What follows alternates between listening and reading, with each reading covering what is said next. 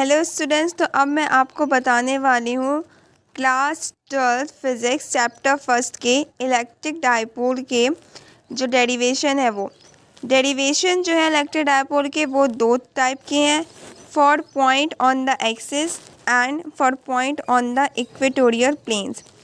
तो इसमें क्या है, डायपोल मैंने आपको पिछले वीडियो में बताया था कि दो चार्जेस होते हैं जिनमें उनके चार्जेस जो होते हैं वो पॉजिटिव और निगेटिव होते हैं, मैग्नीट्यूड सेम होता है, सेपरेटेड होते हैं वाया डिस्टेंस ऑफ 2a, तो उन्हें हम इलेक्ट्रिक डायपोल कहते हैं।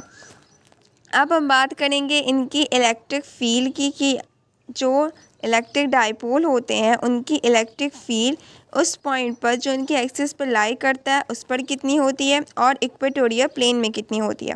ठीक है, तो हमारा सबसे पहला वाला केस जो है वो है for point on the axis. इसकी अगर हम बात करें तो यहाँ पे हमारा चार्ज रखा हुआ है प्लस क्यू माइनस क्यू, दोनों के बीच डिस्टेंस कितनी है 2a है। ठीक है, और उससे कुछ डिस्टेंस पर हमने एक पॉइंट P कंसिडर किया है, तो यहाँ पे वही रूल लगेगा। पॉजिटिव जो होता है उस पर जो मैग्नेटिक फील्ड होती है उसकी डायरेक्शन अपोजिट होती है, जबकि नेगेटिव पर क्या होता है उसी डायरेक्शन की तरफ टुवर्ड होता है। तो यहाँ पर क्या है, ये वाला पॉइंट P है जहाँ पर हमें इलेक्ट्रिक फील्ड कैलकुलेट करनी है।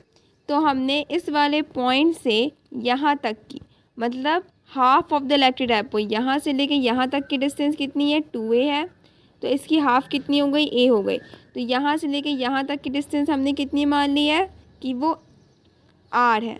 ठीक है, तो यहाँ पे हमारा चार्ज है तो कितना होगा r माइनस a, तो पॉजिटिव चार्ज के लिए कितनी डिस्टेंस हो गई r माइनस a का होल स्क्वायर, और नेगेटिव चार्ज के लिए यहाँ तक r थी और यहाँ से लेके यहाँ तक a थी, तो r प्लस a का होल स्क्वायर।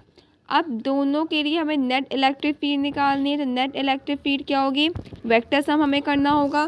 तो एक की डायरेक्शन ऐसे है, एक की डायरेक्शन ऐसे है, तो उसके बाद हमने क्या किया, दोनों की इलेक्ट्रिक फील्ड को ऐड किया। ऐड करने के बाद हमें क्या मिला, यहाँ पे हम इसके होल स्क्वायर का फॉर्मूला खोल लेंगे।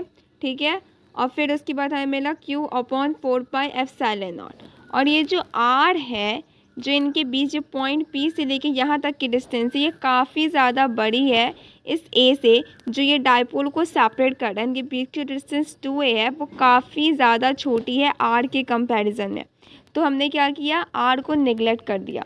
ठीक है, अब क्या था, हमने A को हमने निगलेक्ट कर दिया क्योंकि A की जो डिस्टेंस है, जो लेंथ है वो काफ़ी ज़्यादा छोटी है। तो क्या हो गया, r⁴ आ गया और ऊपर हमारा r था, तो एक r से एक r कैंसिल हो गया और हमारा ये बचा। उसी तरह से इक्वेटोरियल प्लेन में हम बात करें तो इक्वेटोरियल प्लेन का मतलब होता है ये हमारे एक डाइपोल है जिनके एक परपेंडिकुलर डिस्टेंस पर हमारे पास एक पॉइंट है जहाँ पर हमें फाइंड करना है कि इलेक्ट्रिक डाइपोल की वजह से वहाँ पे इलेक्ट्रिक फील्ड कितनी प्रोड्यूस होगी। ठीक है, तो ये जो हमारा पॉजिटिव चार्ज है उसकी वजह से क्या होगा, इस तरफ उससे अवे होगी, नेगेटिव चार्ज की वजह से इसकी तरफ होगी, और ये हमारा नॉर्मल वेक्टर हमने ड्रॉ किया। ठीक है, अब प्लस क्यू की वजह से क्या होगी, यहाँ पे हमारा क्या था, ये वाले जो डिस्टेंस थी वो a थी, यहाँ से लेके यहाँ तक, और यहाँ से लेके यहाँ तक क्या थी a थी। यहाँ से लेके यहाँ तक की जो हमने परपेंडिकुलर डिस्टेंस मानी थी वो r थी, तो PGT लगा देंगे तो r² प्लस a² हो गया।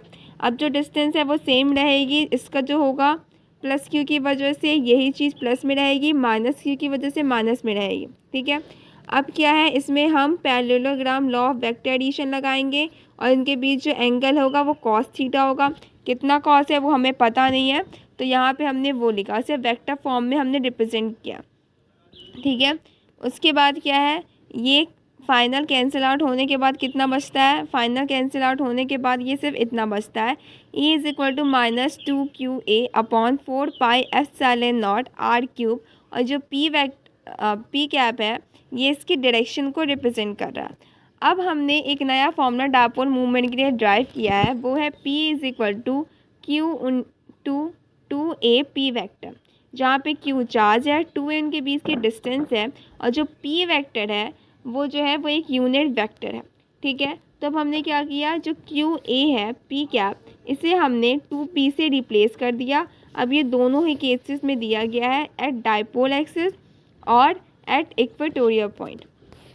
इसके बाद आता है हमारा एग्जाम्पल 1.10। तो 1.10 जो है वो इसी पर बेस्ड है। ये वाला जो हमारी कंडीशन है ये एक्सिस वाली है और ये वाली जो है डायपोल वाली है। तो इसी तरह से नॉर्मल सिंपल से फॉर्मूले को यूज़ करके हमें ये मिल जाएगा। Hope you like the video. Thank you so much.